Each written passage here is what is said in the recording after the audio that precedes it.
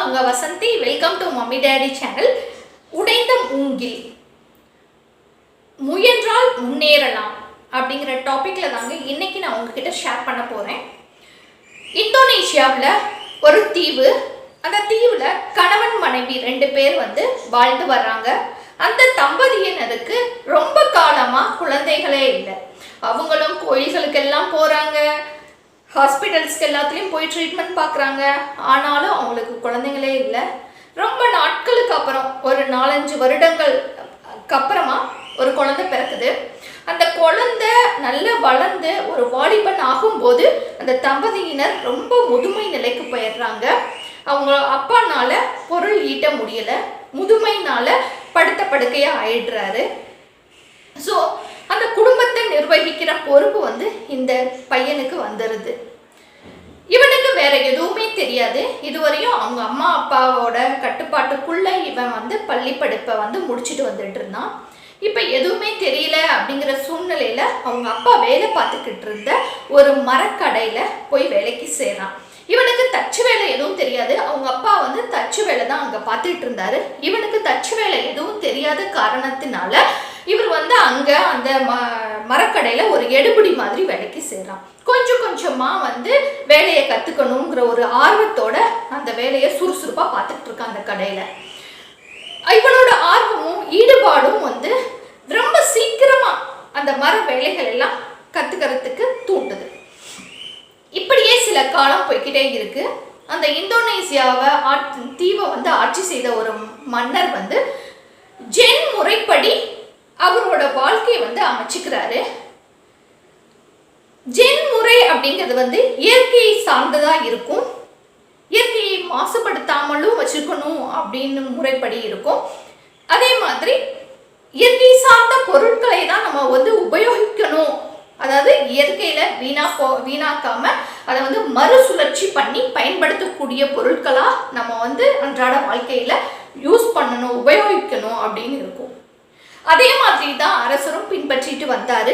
அவருக்கு ஒரு யோசனை வருது, நம்ம மற்றும் ஜென் முறைப்படி நம்ம வாழ்க்கை முறையா அனுபவிச்சா பத்தாது, இந்த தீவு மக்களையும் ஜென் முறைப்படி வாழ நம்ம பழக்கப்படுத்தணும் அப்படின்னு சொல்லி முடிவு பண்றாரு. உடனே அமைச்சர்களையும் அதிகாரிகளையும் கூப்பிட்டு இவர் சொல்றாரு, இனிமே நம்ம தீவுல ஜென் முறைப்படி தான் வாழ்க்கை முறை அமையணும். ஃபர்ஸ்ட் என்னோட அரண்மனையிலே அதை நான் தொடங்கி வைக்கிறேன். அரண்மனையில இருக்கும் பாத்திரங்கள் அனைவரும் ஜென் முறைப்படி இருக்கணும். அந்த பாத்திரங்களை யார் சிறந்த முறையில் தயாரித்து தர்றாங்களோ அவங்களுக்கு அரசாங்கத்துல ஒரு அதிகாரமும் இந்த தீவு முழுவதுமே எல்லா குடும்பங்கள்ல இருக்க பாத்திரத்தையும் உருவாக்குற பொறுப்பையும் அவருக்கே நம்ம கொடுக்கலாம். இந்த உத்தரவை நீங்க மக்களுக்கு தெரிவிங்க அப்படின்னு சொல்லி சொல்றாரு. உடனே யாருக்கெல்லாம் பானைகள் பாத்திரங்கள் செய்ய தெரியுதோ அந்த ஊர் மக்கள் எல்லாருமே மண் பானையினால களிமண்ணால செஞ்சு கொண்டு மன்னர்கிட்ட காமிக்கிறாங்க. கல்லை செதுக்கி பானைகள் செஞ்சுட்டு மன்னர்கிட்ட கொடுக்குறாங்க. மரக்கட்டைகளால் செதுக்கி பானைகள் செதுக்கி கொண்டு அரசர்கிட்ட காமிக்கிறாங்க. அரசருக்கு எதுவுமே ஜென் முறைப்படி இருக்கிற மாதிரி தெரியலை. அவருக்கு எதுவும் எந்த பாத்திரத்தை பார்த்தும் சாட்டிஸ்ஃபைடு ஆகலை. எல்லாத்தையும் ரிஜெக்ட் பண்ணிக்கிட்டே இருக்காரு. மக்கள் எல்லாரும் அவங்கவுங்களுக்கு கை வண்ணத்துக்கு ஏற்ப பூக்களாலையும் இல்லை ஒரு சில வேலைப்பாடுகளாலையும் பிங்கானாலையும் ஒவ்வொரு வாரமும் கொண்டு மன்னர்கிட்ட காமிக்கிறாங்க. மன்னருக்கு எதுவுமே பிடிக்கவே இல்லை. அது ஜென் முறைப்படியும் அமையலை. அதனால எல்லாத்தையும் ஒதுக்கி தள்ளிடுறாரு. இப்படியே கொஞ்ச நாள் போய்கிட்டே இருக்கு. இந்த தகவல் அந்த நாட்டில் அந்த மரக்கடையில் வேலை பார்த்துக்கிட்டு இருந்த அந்த வாலிபனுக்கும் தெரிய வருது. இந்த வாலிபனுக்கு ஒரு யோசனை வருது, இந்த வாய்ப்பை நம்ம நல்ல முறையில் பயன்படுத்திக்கிட்டோம் அப்படின்னா நம்ம சொந்தமாக ஒரு மரக்கடையும் வச்சிடலாம், நம்மளோட அப்பாவோட மருத்துவ செலவையும் நல்ல முறையில் பார்த்துக்கலாம், நம்மளோட குடும்பத்தையும் முன்னேற்றிடலாம் அப்படின்னு சொல்லி ஒரு யோசனை வருது. அதுக்காக இவனும் முயற்சி செய்கிறான். நம்மளும் ஏதாவது அவனுக்கு மண்பானையில் பானை செய்யவும் மண்ணால் பானை செய்யவும் தெரியாது, கல்லை செடிக்கவும் பானை செய்ய தெரியாது. இவனுக்கு தெரிஞ்சதெல்லாம் அந்த மர வேலைப்பாடுகள் மட்டும்தான். அது ஓரளவுக்கு தான் தெரியும். இருந்தாலும் இவன் முயற்சி செய்கிறான். இவனுக்குள்ள ஒரு ஈடுபாடு, நம்மளால பண்ண முடியும்னு சொல்லி அவனும் அவனோட ஹார்ட் ஒர்க்கை அதில் கொடுக்குறான். அந்த மரக்கடையில் இருக்க அந்த முதலாளி இருக்கார்ல அவர்கிட்ட போய் கேட்குறான், நான் வந்து இந்த மாதிரி இந்த போட்டியில் வந்து கலந்துக்கணும்னு நினைக்கிறேன், எனக்கு கொஞ்சம் மரத்துண்டுகள் கொடுங்க, இந்த மூங்கில் துண்டுகள்ல இருந்து கொஞ்சம் கொடுங்க அப்படின்னு சொல்லி கேட்குறான். அதுக்கு அந்த முதலாளி என்ன சொல்றாரு, நானே பானையெல்லாம் செஞ்சுட்டு போய் அரசர்கிட்ட காமிச்சேன். இதுக்கு ஒரு 2-3 தினங்களுக்கு முன்னாடி அவர் என்னோடதையே ரிஜெக்ட் பண்ணிட்டாரு. நீலாம் என் கடையில் வேலை பார்க்குற ஒரு எடுபுடி, உனக்கு ஏற்கனவே அரகுற வேலை தான் தெரியும், அப்புறம் எப்படி நீ எல்லாம் பானை செஞ்சு அதை வந்து அரசர் வந்து ஒத்துக்குவாருன்னு நீ நினைக்கிற, உன் வேலையை பாரு அப்படின்னு சொல்லி சொல்றாரு. இருந்தாலும் இவர் வந்து அந்த முதலாளிகிட்ட போய் கெஞ்சுறான், எனக்காக கொஞ்சம் கொடுங்க, நான் முயற்சி செஞ்சு பார்க்குறேன் அப்படின்னு சொல்லி கேட்குறான். இல்லை இல்லை, உனக்கு அதெல்லாம் தர முடியாது, வேணும்னா இந்த கடைக்கு பின்னாடி ஓட்ட உடசெல்லாம் கிடக்கும், அதில் வேணா தேடிப்பாரு, உனக்கு பிடிச்சது ஏதாவது இருந்துச்சு அப்படின்னா தேடி பிடிச்சி எடுத்துக்கோ அப்படின்னு சொல்லி ஏளனமாக பேசி அனுப்பிச்சிடறாரு. இவனும் சரின்னு சொல்லிட்டு இவன் மனசுக்குள்ள ஒரு சந்தோஷம், ஒன்றுமே இல்லை அப்படின்னு, கையில் ஒன்றுமே இல்லைங்கிற சூழ்நிலையில் இதாவது இருக்கேன்னு நினச்சி வேகமா போய் ஆர்வமாக தேடுறான். அங்கே இருந்தது பூரா பழசும் உடஞ்சதும் இத்து போனதுமா இருக்கு. அதில் ஒரு சில இவனுக்கு எதெல்லாம் மனசுக்கு தோணுதோ அதையெல்லாம் எடுத்துக்கிட்டு வந்து வீட்டில் வந்து சேகரித்து வச்சுக்கிறான். அதில் என்ன உருவாக்க முடியும், எப்படி பாத்திரங்களை உருவாக்க முடியும்னு சொல்லி ரொம்ப சிந்திக்கிறான். ஒரு பொறி தட்டுது.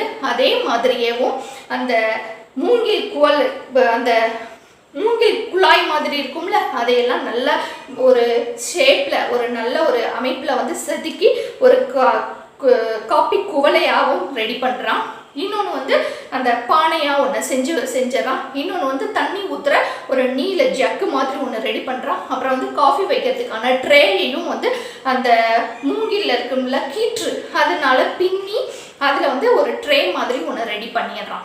இதையெல்லாம் கொண்டுட்டு போய் இந்த மாதிரி ஒரு 10 பாத்திரங்களை ரெடி பண்ணிட்டு, இது எல்லாமே வேஸ்ட்டாக போன மூங்கில் துண்டுகளாலேயே செய்கிறான். செஞ்சுட்டு போய் இதை அரசர் முன்னாடி போய் இவனும் போய் வைக்கிறான். அரசன் எல்லாத்தையும் ஒவ்வொன்றா வரிசையாக பார்த்துக்கிட்டே வராரு. மற்ற மக்கள் கொண்டு வந்த எல்லாத்தையுமேவும் இவருக்கு எதுவுமே பிடிக்கல, ஜென் முறைப்படி எதுவுமே இல்லை. ஆனால் இவன் பண்ண, இந்த இளைஞன் பண்ண இந்த மூங்கிலால் செய்யப்பட்ட பாத்திரம் மட்டும் இவரை ரொம்ப கவர்ந்து இழுக்குது. அதுதான் வந்து ஜென் முறைப்படி இருக்கு, இயற்கை முறைப்படி அமைஞ்சிருக்குன்னு அவரை நம்புறாரு. உடனே அந்த பையனை கூப்பிட்டு அவனுக்கு வந்து உரிய சன்மானமும் கொடுக்குறாரு. அதே மாதிரி அரண்மனைக்கு தேவையான பாத்திரங்கள் அனைத்தையும் உருவாக்குவதற்கான பொறுப்பையும் அந்த பையனுக்கே கொடுக்குறாரு. ஏன்னா வீணா போன இந்தோனேசியாவை பொறுத்தவரையும் மூங்கில் வீடுகள் வந்து அங்கே வந்து ரொம்ப அதிகம். அதில் நிறைய மூங்கில் கட்டினது போக மிச்ச துண்டுகள் எல்லாமே வேஸ்ட்டாக போய் அது எதுக்குமே பயன்படுத்தாமல் தூக்கி போட்டுக்கிட்டே இருந்தாங்க. அதை எப்படி யூஸ்ஃபுல்லாக உபயோகப்படுத்துறதுக்கு தகுந்த மாதிரியான ஒரு பாத்திரங்களையும் அந்த மூங்கில் வீணாகாமல் இருக்கிறதுக்குமான ஒரு அமைப்பையும் வந்து இவன் ஏற்படுத்தி கொடுத்தான். இது வந்து இவனுக்கு ஒரு பெரிய வாய்ப்பு, ஒரு பெரிய வியாபாரம். அந்த தீவு முழுக்க இருக்க எல்லா குடும்பங்களுக்கும் இவனையே பாத்திரம் செய்து கொடுக்கக்கூடிய பொறுப்பையும் அவருக்கே அரசர் வந்து அவனுக்கே கொடுத்துட்றாரு. இவனுக்கு எல்லையற்ற மகிழ்ச்சி. இவன் வந்து முழு ஆர்வத்தையும் செலுத்தினா தன்னால் முடியும், எல்லாரும் முடியாதுன்னு சொன்னப்பையும் இவன் தன்னால் முடியும் சொல்லி நம்பி அந்த முயற்சியை செஞ்சான். அந்த முயற்சி கை கொடுத்தது. இவனுடைய வாழ்க்கை முன்னேற்றம் அடைந்தது. இவனும் உயர்நிலைக்கு போனால் அரசாங்க பதவியிலையும் போய் உட்கார்ந்தான். இப்போ இவனோட ஃபேமிலி, இவனோட அப்பாவோட மருத்துவ செலவு, இவனோட சொந்த மரக்கடை, இது எல்லாமே இவனுடைய கனவுகள் எல்லாம் நிறைவேறியது இவனோட விடாமுயற்சியால் மட்டுமே. இதுதாங்க உடைந்த மூங்கில். நம்மளும் முயற்சி செஞ்சோம் அப்படின்னா முன்னேறலாம். ஓகே, இந்த வீடியோ உங்களுக்கு பிடிச்சிருக்கும்னு நினைக்கிறேன். லைக் பண்ணுங்கள், ஷேர் பண்ணுங்கள் அண்ட் கமெண்ட் பண்ணுங்கள். Thank you viewers.